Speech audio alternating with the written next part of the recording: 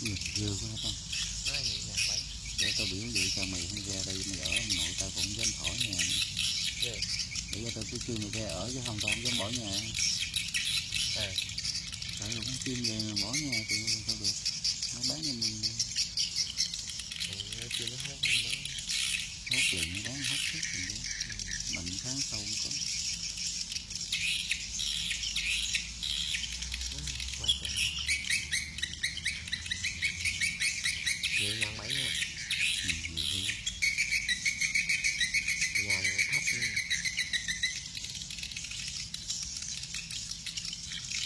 Không mình thấy anh ta mình lên đường cu cao lên. không, cái xe dài sau đi. Chỉ xe dài thôi không còn sao.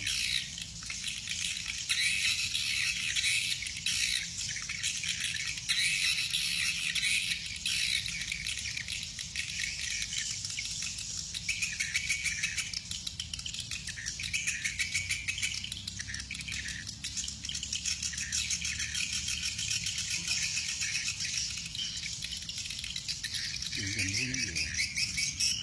Chuyện huống nó về ghê. Dần lắm. Nhiều lắm nó đã tải Về thôi. về nữa kìa.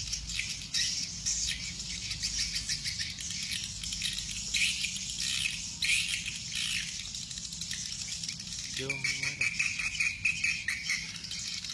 Tập nhẹ.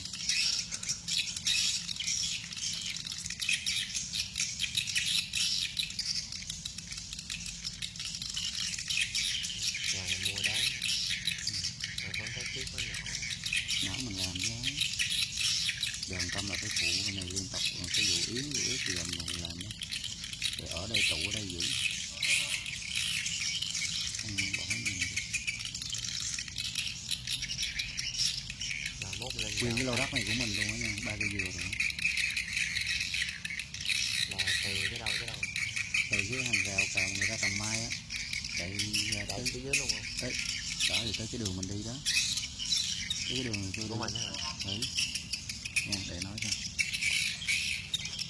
Bây giờ cây dừa đây nè, 3 cây dừa của mình nè. Dừa ăn trái rồi thì cái ăn nè. Hết cái đó là cái hàng rào là của mình. Bây giờ đây cái hàng rào này là của mình nè. Hàng rào này thấy không? Trong cái cột đá này của người ta. Nhưng cái sau cái nhà đó có một cái cây đào đó là của mình. Ra hết trước có cái ao nước đó là của mình. Ở bên kia nó có cái tường gạch đó là của bắt vào bên vườn điều đó là của người ta. Mình cái tự do sử dụng của mình. Cái đường đây là có 2 mét đường đi của dân, còn mình từ cái trong ra là cũng của mình nữa. Không biết thì hỏi nhà Hải á, Hải nói cho Hải nó còn đỡ nu đó đó, mấy nu của nó đừng có đụng vô của nó. Đúng rồi, tôi thấy muốn sợ. Vô ngủ mới dám ngủ. Bây giờ đi mua đồ ra chợ mua đồ gì cả. Cái nào yên sắp kề hay điên đây Mua gì đây người thờ. ở đâu? Đi dốc núi người thờ. Tôi có thờ. Tí nó đi ra mình ăn rồi chiều ngủ hết. Thờ nên xin ta ngủ mai làm lại.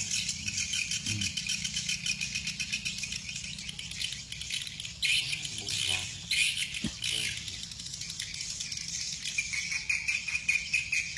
Đang gom lại nè. Ngoài đó đang gom hết rồi.